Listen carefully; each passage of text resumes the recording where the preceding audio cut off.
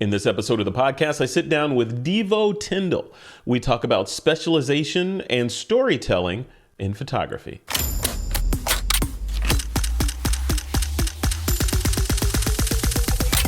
This is TWiP. Hey folks, welcome back to another episode of This Week in Photo. I'm your host, Frederick Van Johnson. Today, a little treat for you guys. On the podcast and in our little community and online, etc., even in person, one central theme has been flowing through conversations lately, and it's storytelling or the lack of storytelling in a lot of cases in photography today. So Deevo Tindall we're going to dive into your background, but you and I are going to have a conversation and I'm going to pick your brain for free because you are a paid speaker and a consultant. You do all the things, but usually for, double comma numbers. So I get to pick your brain on this stuff for this. So I want to dive in. Before we dive into storytelling and all that stuff, let's just dive into your background a little bit, Deevo. Tell me about fusion photography. How did you get to where you are now? Your bio is ridiculously impressive. And I'm looking at you now, you still seem fairly young. How did you get to where you are so quickly? Thank you. First of all, you have an amazing podcast voice. It's perfect. And the name, you got the name that goes with it. It just kind of rolls out. So I really appreciate it. I love it, man. And thank you for having me on the show. Sure. And for the compliment on my age, I really appreciate that. I've been told that I look a little bit younger than I actually am. So I'm not going to tell you how old I really am. There you go. Yeah. How did I get to where I am today? So I did the corporate route like everybody else did, I think, or a large majority of the population does. I didn't really have any mentors growing up. I didn't do any apprenticeship, and my parents were rather terse around educating us on anything. So I was just told, go to college, get your degree, graduate, get a job, buy your house, white picket fence, marry, have 2 kids, 2.5 dogs, yada, yada, yada. Yeah. And I sort of bought into that. I didn't know at the time, I've actually been taking photos since I was 12 years old. But I never realized that it was something I could make a profession out of. It was just sort of a hobby for me. I just loved taking photographs. And it wasn't until 2003 when I got married that I realized that I was actually pretty good at what I did in that space. And so I started kind of looking for ways to get out of my corporate gig and take on photography as my full-time profession. But anyhow, back to that, I went to college, got my job, made a lot of money doing what I did. And I've learned a boatload of lessons from that time. Part of running my business today came from the experience I had working in the corporate world, being surrounded by that environment. But I was just passionate about everything. It was a 9 to 5, time to make the donuts. There was a commercial that ran, I don't know how old you are, but back in the days, it was like a Dunkin' Donuts commercial, and the dude would like drudgily get out of bed and I remember that. Make the donuts. And that's how it was for me every single morning, going into work 9 to 5, taking the commute in. And I'm from San Diego, so it's like a 10-mile drive. Took me an hour and a half to get there, so I'd have to wake up an hour and a half early, go to the gym just so I didn't have to sit in traffic. And after doing that for 15 years, I just started realizing that there's no way that I'm going to live the rest of my life doing this. Like there's nothing that I'm in this space that makes me passionate. And I didn't want to look back. You've seen the movie Office Space, I think it's called. Milton, he's the stapler guy. Like I just didn't want to be that Milton guy in cubicle R7-5 working there, pushing papers and analyzing data for a bank the rest of my life. And so I took a long, hard look at what I was really passionate about and what I loved doing, and photography was in that space, among other things. And so I just sort of dove headlong. I did my 9 to 5. I would come home and I would take photographs of anyone and everyone, like any of my friends. I was on a softball team and a soccer team. I'm like literally harassing them to let me take their photographs of their families, of their kids, whatever it was, just so I could learn the craft. And before long, I'd gotten my skill up to a level where I felt confident that I could actually start charging clients for it without, any liability around that. And before you knew it, I quit my job in 2010. I had actually been laid off a couple of times, and it was on the second layoff when I was like, I'm just a number in this paradigm, literally a number, and no shit's about me.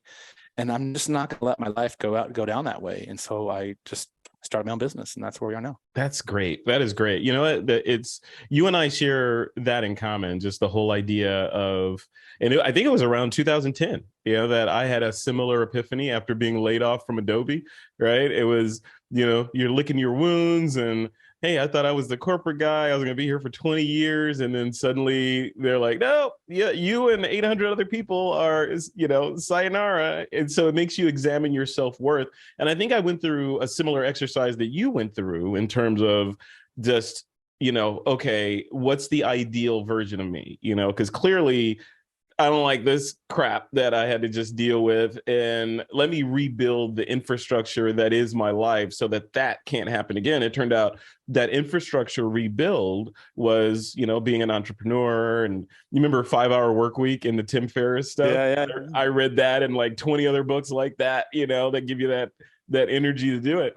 Yeah, that's really interesting. So now the fusion photography, you're in North Carolina, right? So Charlottesville, North Carolina. How is running a photography business in 2022 different than it was, say, in, I don't know, 2019-ish, the pandemic notwithstanding, but are there differences in what people want and what you're providing, and you as a speaker, like what's different? What's changed over the past 2 or 3 years? Yeah, before I answer that, can I go backwards for a second? I remember this was sort of pre me getting laid off for the second time. There was a guy who used to work next to me. His name was Bob, and we were kind of good mates at work. And I remember he got laid off before I did. And it was like 3 or 4 days later, they came in and they were changing his office, and they were like taking his name off the door. and they put up some random name up on the door, and then about an hour later, another employee that replaced him took his position. And the dude was like 12 years old, first of all. I was like, Bob was an experienced engineer, man. Like he had some serious mind going on. And this dude literally looked like he was just fresh out of college. And the name that they had put on his cubicle was like, let's just say Jared, but his real name was like Mike. And I just remember thinking, like, they don't give two fucks about anything. It's just like, just replace it. You're just a number. And so, sorry, I don't mean to be negative, but yeah, that was my writing on the wall, if you will. It was just like, I'm done with this. Yeah. So, I mean, but it's true. I mean, just like we're talking about the changes from between 2019 and today in terms of how your business is running. Even back then, it's for me, I don't know if you agree, but it's a constant evolution of things. Like you didn't draw a straight line from when you were a 12-year-old kid to where you are today, right? It's a meandering, tacking, sailing path that gets you there. Absolutely. And in each one of those changes in direction, tacks, you add something to it, like me and getting laid off and then doing this and doing that. And now here we are. And where I am in 2 years from now, maybe completely different, right? True, it'll be a similar theme, obviously, because control alt delete your life every couple of years. But I may have evolved into something different. You feel the same way? Like you're in a constant state of evolution? You might be surprised, actually, in 2 years. Don't discount that. You could completely change everything given the state of what's going on in the economy and globally right now. I mean, who knows where we'll be in 2 years? Yeah. We certainly wouldn't have known 3 years ago that we'd be having the conversation of what's happened the last 3 years. So the takeaway for that is whatever it is you're doing, like time is precious. So don't spend time doing shit that does not make you happy. At some point, you have to be able to say, like, what I'm doing is making a difference and makes me happy deep inside. Like it makes me smile. So to answer your question, I started seeing a shift right around 2016, actually. And I'm not calling myself a prophet, but I started seeing a shift in the way my client at the time perceived photography. And really, the only thing that I could put my finger on the pulse of why that shift was occurring was because of this little guy. Yeah. And I think that, the cell phone, the ubiquitous cell phone capacity that started really germinating around 2016 with social media. And I started noticing that people's appreciation for photography was becoming a bit desensitized because everyone was taking photographs and everyone good photos. And these things are so smart that they take really good photos. And if you have half a lick of skill and understand light a little bit and composition, dude, you could take some pretty damn good photos with these phones, right? Yep. That doesn't mean that everybody is that just you could if you learned how to do it properly. But more importantly, I started seeing that there was a desensitization going on around the value of photography. And I'm sort of a high-end photographer, if you will. I'm a lot more expensive than the average person. I've been doing this for a while. My work speaks for itself. I'm not saying that to be vain. It's just my pricing was considerably higher than and my pricing is considerably higher than most people in my market. At least 95% of the people in my market of other photographers. So I started seeing a shift that people really weren't valuing photography in the same way that they had valued it before. And so I started exploring different ways of how I could have longevity in my brand, and started looking at not just, I call human-centered photography, and then I have what's called brand photography now in 2022, 23.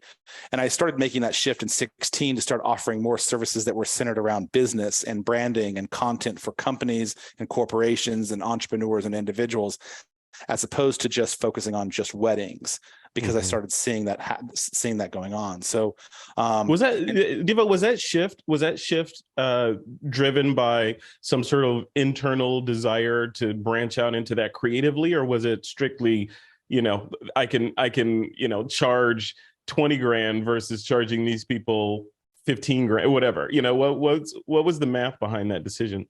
That's a great question. I think it was a perfect storm. It was a shift in my observations around what I'm seeing in pricing and the number of photographers that were coming online, especially after 2008, and a lot of people got laid off.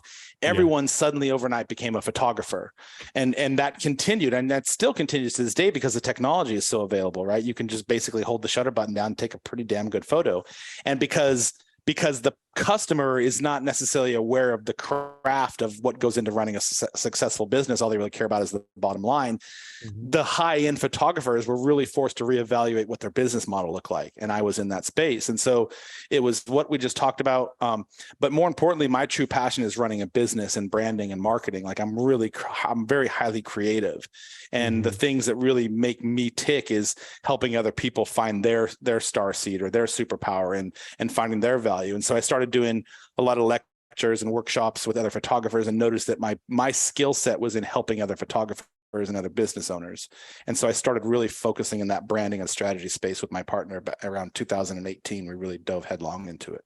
Yeah, it's interesting because you talk about that shift of public kind of mind share around cell phones and the legitimacy, the quality of images out of those. I remember back in the day when cell phone, you remember back in Palm Treo days and the Sidekick and the Razor and all those things, they all had cameras on them, but they were crap cameras, right? And I used to say they're basically redacting a whole timeline of photos because people are going out and leaving their proper camera at home because they have one in this phone.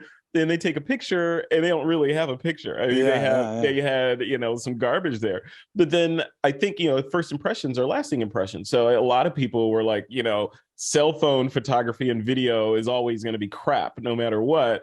Fast forward to today, or like in the era where you're talking about, the 16 and beyond, when cell phones and social media and Apple started really leaning into this computational photography and all that, suddenly you look up and, the point and shoot camera market is gone. Like that $1 billion market has dried. Where'd all those people go? Oh, they're in my front pocket, right? In my iPhone. Yeah. So is that changing you though? Like, you're high end on the one hand, doing a high end, double comma jobs, but then on the other side, you recognize that we're on 14 now. The 14 Pro Max is, and I'm sure Android has the equivalent, but these images are amazing. Right? Are you seeing yourself move from traditional mirrorless or DSLR, potentially doing some clients as mobile? Oh, absolutely not. Never. No. What I do is an art, and what I did is I shifted my marketing and my advertising and my ideal avatar around and how I marketed to them. Yeah. So there's always going to be people that value what we offer as photographers. It will always exist. They're just a little bit harder to find, and you have to learn how to speak specifically to them. Because most people don't buy your photography anymore. People in my market aren't buying photography per se. they're buying the personality and the experience behind it, hand you something, and that you'll take care of them without them having to get terribly involved in anything. It's like I go get my car cleaned once or twice a month, and I spend a decent amount of money on doing it because I don't really want to sit on my hands and knees vacuuming underneath my seats because my children are slobs and put, crackers on the floor. So it's a decent analogy, right? I just want to trust someone else to take care of that, and I don't mind spending money for that. So it's our job as photographers and brand creators and storytellers to be able to craft our own value and what it is that we offer to the world, so that people hear that and it resonates with them, and they're more inclined to spend the money that you are trying to charge for the services that you offer. Brilliantly said. Yeah, that's you and I are kindred spirits in marketing, because I love that stuff too. I love you mentioned several keywords. I heard you mention avatar. The one word you haven't said yet is funnel, right? We'll get to that. I got a new funnel coming out. See, I knew it. I didn't want to go total nerd on your audience yet. It's like Thor. I knew it. That's right. No, there's, I don't know. There. When you look at pricing, not to go down, we could do a whole separate podcast on pricing and marketing and all that stuff. But when you look at it, what you said really resonates, because people that are new to the space think more is better. Right? If I could just book up a wedding or 2 weddings a weekend and do this, and okay, I got to figure out what to charge. Okay, let me look at everybody in my area. I'm going to charge less than the lowest price guy so that I could fill up my, so it's a race to the bottom at that point. But what they don't know, what you were alluding to, is the whole price perception thing. And as we know, when people pay more money for something, that level of client is just a better client, right? Because they're less likely to complain. They're hiring you because they know you're a known quantity, and they're not going to micromanage or say, hey, could I get an extra, could you throw in an extra 8x10? There's not going to be any of that stuff. It's going to be, how much do you cost? They're not going to blink. You're going to get paid on time, and boom, versus trying to corral a bunch of people in that's going to fill up your phone with questions and complaints and all that stuff. Yeah. So you hit on the head. So you're playing in that far high end level, right? I try to play in that space every day because it's a better client, it's a less headache, and the volume, the numbers game just doesn't add up. What you were describing earlier, which is I'm going to try to get 2 weddings every weekend and book as many people as I can. That's like just a fast track to burnout. Yeah. And I know, because I played in that space early in my career. I was that person early in my career. The first 5 years, I was like, I'll do dogs, I'll do feet, I'll do hand model, I'll do a Renaissance. Yeah, I will do whatever you want. Just give me the money. And I was like flying all over the place, doing jobs everywhere. And burnout was a real thing. But more importantly, what happened is I sort of lost my identity as a photographer and an artist, and what it was that I really wanted to do. And what I really want to do is tell people stories. And what I really want to do is connect with people. And what I really want to do is sort of be like your lifetime photographer. And what I really want to do is be in that space so that I'm not only helping my clients with their photography, but helping companies with their brand. And when you're doing all these different things, you lose focus of the eye on the prize. Like what's the ultimate goal here? And the ultimate goal here is to create a life of freedom for ourselves, a life of monetary value, so that we can afford ourselves to do the things that we want to do, but also provide the level of service that we want to give our clients. Because if we're burnt out, then who suffers? The people who are trusting to pay us. And if they're not able to pay us because we suck, then we don't have a job. So it's sort of like that self-perpetuating machine. Yeah, like they tell you on the aircraft, you have to put your oxygen mask on first before you assist others. So you got to shore up your, I'm being a complete hypocrite, because a lot of ways I don't do that, right? I make sure others are good, and then, okay, whatever's left over, I get to make, weave straw from gold, or gold from straw from the leftovers, right? I'm learning to be more, okay, put my oxygen mask on first, and then attend to others, both creatively and otherwise. So how did you get there? How do you get to the point where, you're like, okay, not selfishly so, but you're just like focused that this is what I'm doing and nothing's going to get in the way? Honestly, experience. Yeah. Surrounding myself with good people who are in a space of greater success than me. I have a really talented partner who has taught me a lot over the last few years alone, and sort of wearing myself thin. And I have a tendency like you, Frederick, to sort of give all the time. And it's just sort of the nature of who we are. Like, I'm in business to see the tears that I just got a message from a client now that just came through, and she's like, I literally can't stop crying. And I know that's my ego talking, but I'm like, fuck yeah, man. Fuck yeah. That's what you want, and so, right? That's not your like, ego. Those are the moments. That's those pride. are the moments. Yeah, I guess it is. And I guess you're right, but it is sort of ego in a way, because, I like people to say nice things about me and write nice reviews. But in the end, I got into photography and into the archival business, the storytelling archiving business that I'm in, because I love seeing the satisfaction. I love seeing the tears. I love seeing the moments that I freeze for people and create this sort of persona of who they are, but can't see themselves, right? We can't see our own reflection sometimes. All we see is like the ugly battle scars under our eyes. Like, but somebody else takes a photograph of you and you show it to them, they're like, that doesn't even look like me. And so for me to be in the space to be able to do that for people, that's why I got into it. But for me, really, it wasn't an epiphany. It was a slow burn. I've surrounded myself with to answer your question, I've surrounded myself with really credible people, mentors. I've hired a business coach. I have a couple of business coaches. My partner is incredibly talented. And so being able to watch other photographers do their craft has helped me. And then just really age-old experience and just constantly being open to learning and criticism. Like, where am I not excelling, and where am I not providing the value that I should be, and being introspective and self-aware enough to be able to call yourself on it. I love that. You mentioned we were kind of saying it flippantly, but I'll shoot that. I'll shoot dogs. I'll shoot babies. I'll shoot weddings. I'll shoot landscapes, whatever, and I think a lot of photographers do that. It's probably healthy at the beginning, right? So you can find what the thing is that you resonate with. Like my mom used to tell us, I have two brothers. She used to tell us, yeah, you really should date a lot, right? Because you want to find out what you like and what you don't like. Same for photography. But my question from a photography standpoint is specialization.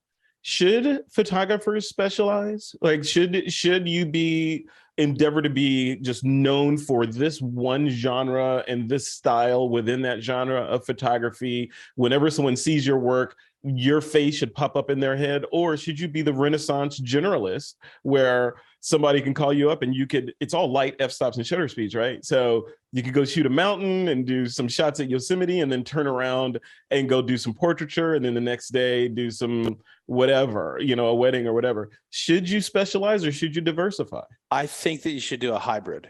But I also think that this answer is relative depending upon the person that you're talking about, because not everybody can do the same level of tasks with proficiency and effectiveness as the next person, right? So you might be able to multitask considerably better than I could. You might be able to handle boudoir photography, wedding photography, and branding photography because you're just better than me and more talented than me. And let's just call a spade a spade. Like, there are people who are more talented than others. I would say to look at yourself, find out what you're really, really passionate about. What do you really love doing?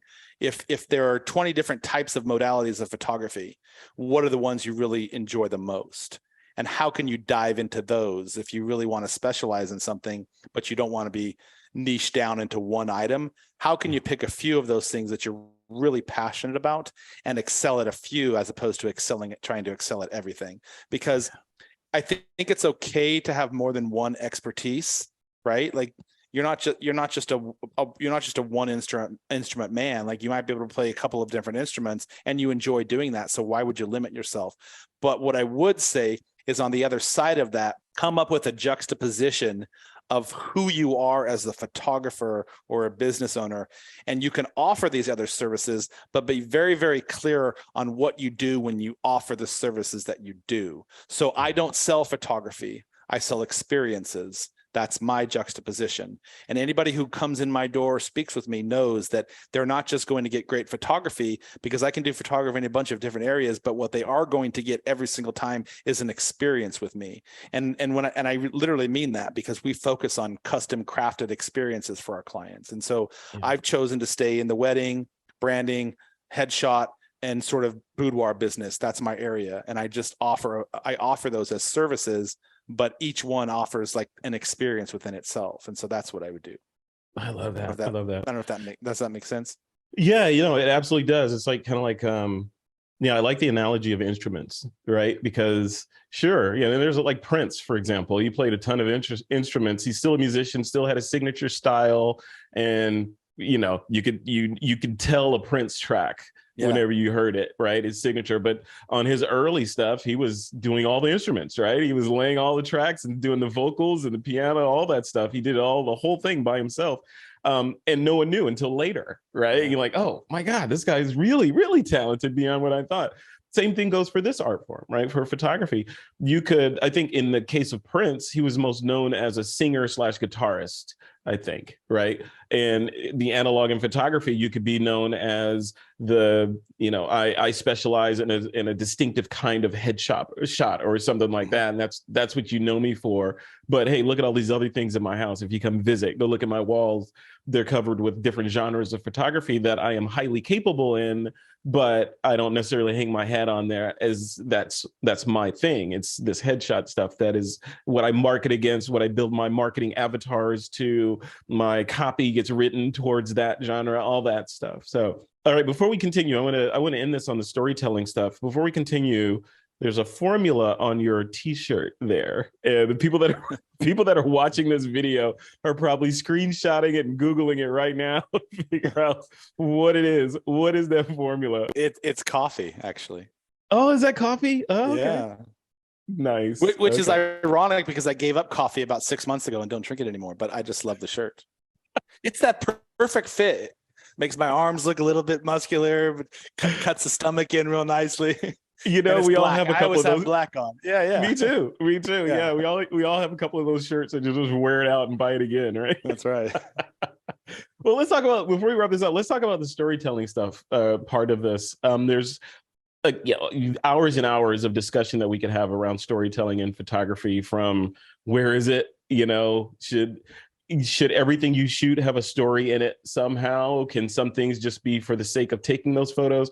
On the side of the work that you're doing out there, building a narrative for your clients and then branding it as storytelling, is that the right thing to do, for people to aspire to aim that way if they want to do this genre of photography? Let's talk about that. So storytelling, let's start from the basics, right? The beginner photographer that's just figuring out which camera they want.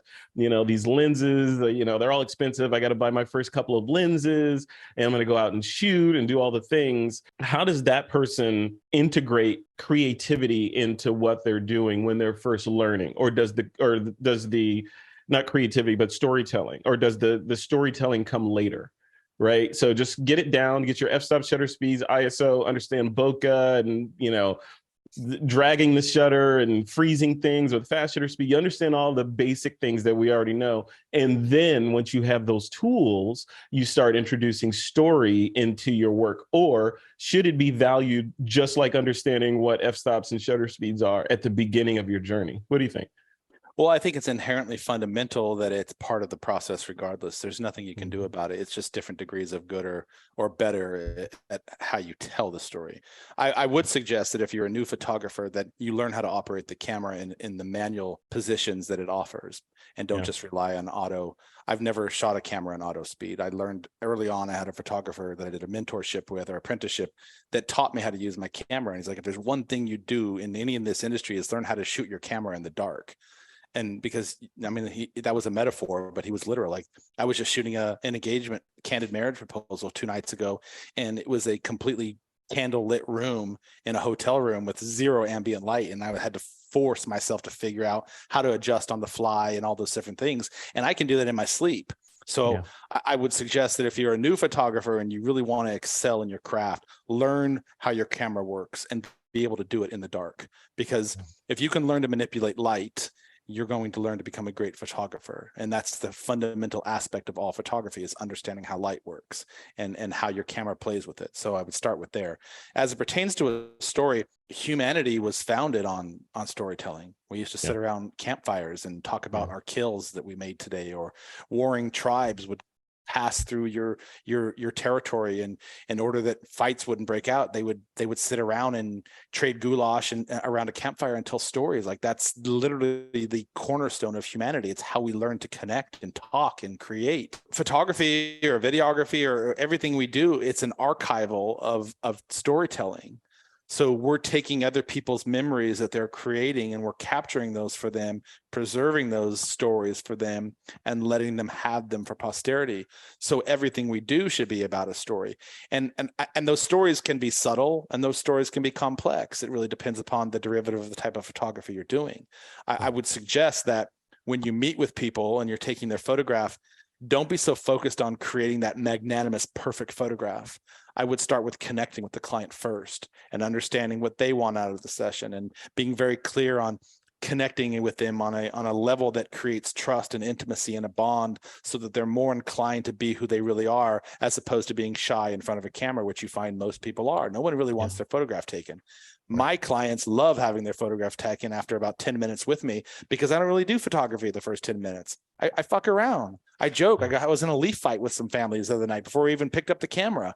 Like, I want people to sort of feel that I'm human just like they are, and that they can trust me. And I want them to feel confident in me that what I'm going to ask them to do, which is hang upside down in a tree for a family photo, they're like, okay, it's just Deevo, he's asking for it. So those stories are told by the trust and rapport that we build with our clients. And that happens from the first phone call to the very first email, all the way through the process. And in that entire space, you're telling a story. So you always have to have your eye on that space. Like, how do I tell your story so that when you see your photographs, not only does it have an everlasting capacity to it, but you can see something in yourself that you might not have seen before. And that's storytelling and the crux of it all. That's perfect. Yeah. And looking at it through the lens of, weddings or family photos or engagement shoots, it's one thing, but what about boudoir type photography? Does the storytelling idea, does that thread weave its way through your boudoir work as well? Yeah, because I don't do traditional boudoir. In fact, I don't even call it boudoir. It's intimate storytelling is what we call it. Interesting. And I craft scenarios for all of my clients. So mine is more of like being on a theater set with me, and we pick out the outfits ahead of time and we create a storyline. I just did a candid marriage proposal. A boudoir session for a couple. And we created this whole storyline centered around how they dated and how they first met, which was at a really high-end whiskey bar. So we actually had them go get ready on two separate hotels. And then he went and picked her up for the date. I'm tagging along in the backseat like the creepy stalker. We went to the whiskey bar, and I arranged all this in advance, like, so the whiskey bar knew I was coming. But the whole session was their story of how they met. And then we went to a parking deck, and then we went back to the hotel, and the lights went out and the cameras went on. It was just like, and their entire session, it's not standing over here posing. It's a series of events that unfolded in the story of how they met. And in that space, I'm sort of behind the scenes coaching them and asking them to do things or kiss things here, take a bra off here, that sort of stuff. But it's still, and when you see their stories, like, you can see the chronology of everything that went on, and then they get to relive that for the rest of their lives together. Yeah. So yeah, everything's a story, literally everything. I think that's really important work. There's I don't want to, what's the word I'm looking for, controversy or whatever, around anything that has to do with seductive or nudity or anything like that in the photographic world, right? I look at what you're doing, like boudoir, or how you're marketing it, as it's important work because it is recording people at what could probably be their best. Right at that point in time, they're never going to look, even the next day, they're not going to look like that. And if something happens, God forbid, then they may never look like that again. But you're doing a visual record of this person with the height of their energy, right? You're capturing that and then presenting it back to them in this flawless. I'm guessing, knowing you for the short time that I've known you, I'm guessing the presentation is very amazing, right? When they come and pick up their photos or they get the pack, I'm sure it's an Apple-like experience, right? Yeah, so it's wine and charcuterie plate with all the bells and whistles in between. So absolutely, that's awesome. I think your point is a good point. I'd like to add one more point to that. Yeah. No matter what your age or how you look, you're physically how you look, and you're in your prime or not in your prime, because I photographed 60-year-old, women. And the underlying theme of what we do is not coming at it from just my perspective, but understanding what the client wants out of this and meeting them in the middle with your art and their vision and your vision and creating that for them. Because no matter how old you are or how unfit you are, how fit you might be, at the end of the day, everybody still wants to sort of feel special. And our photography, our work enables that for them to sort of feel special for that brief moment in time. And so our job is to create an experience or a scenario and photography and video so that they have something to hold on to. But more importantly, in their heart, they have that experience that they went through with you. And what that does, interestingly enough, is they become your raving fans. And those are the people that promote you to their friends and to their family and to anyone else that they encounter. Because if you had a brilliant experience with me and you got brilliant photography about it, and then you hear your friends talking about, hey, I just got engaged and looking, dude, I know this one cat Deevo, like this is what he does. Yeah. And 50 to 60% of my business comes from organic leads like that. And it's because I don't focus on building a portfolio. I don't focus on, capturing just one really good photo. I focus on connecting with my clients and building something for them that is sort of like a lasting legacy in their hearts. I know what you're doing here, Deevo. I know what you're doing. You're Getting building ready for your boudoir. No, you're building the Deevo cinematic universe over there. That's what you It's not called meta. No. I love it. That's cool. That I say that tongue in cheek, but I think it's true. A lot of photographers and people I talk to kind of look at this, like this one photographer, Steve Richard. He's up in Canada, Newfoundland, I think, and he was telling me during our interview that he operates under a personal dogma. Right. So, dogma is a set of beliefs that you adhere to, yada, yada, yada. Right. So he applies his personal dogma to his work, like things that would, other photographers would be like, you're insane. Like, I'm not going to retouch any of my photographs. I'm going to meticulously light them to get the light that I want. If I see a bump, I'm going to light the other side of that bump to make it go away. He's that level, and his work is just ridiculous. And even the themes of his work are mythology and kind of, that Greek, and there's a lot of nudity in there, but it's painterly type stuff, right? It's really, really amazing. And once you know his story, that gives the work even more weight, because the work that he went through and the constraints that he puts on himself in order to get that level of work that's beyond anyone that has, the creative suite and this and that and can do all the things, sky replacement, etc.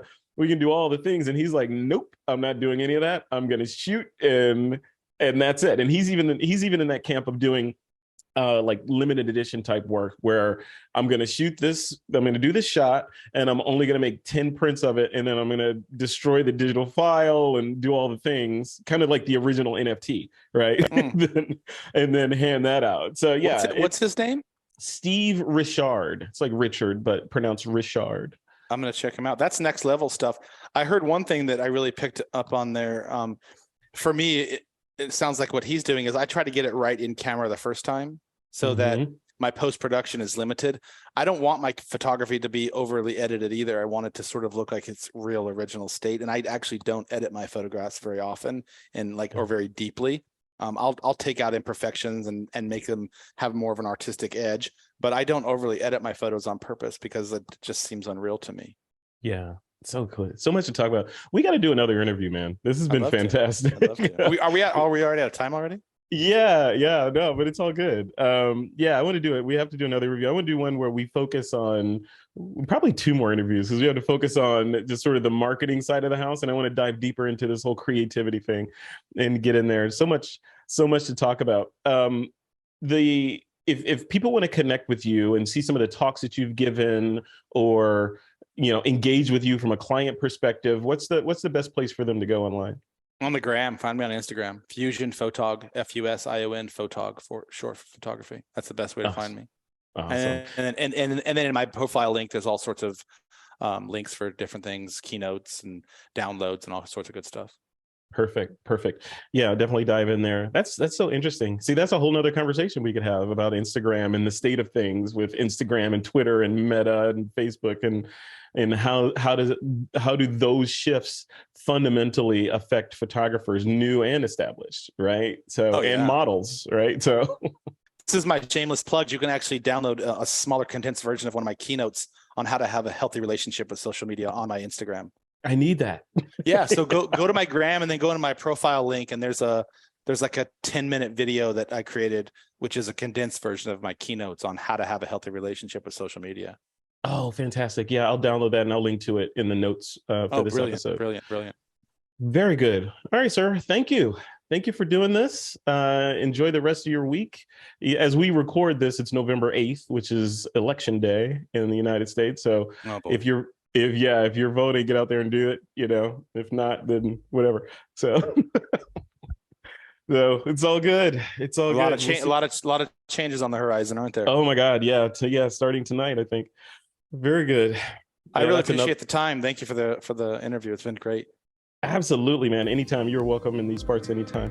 Cool. All right. We'll leave it right there. Deevo Tindall, thank you so much for coming on the show. And we'll see you in the next episode. All right, Frederick.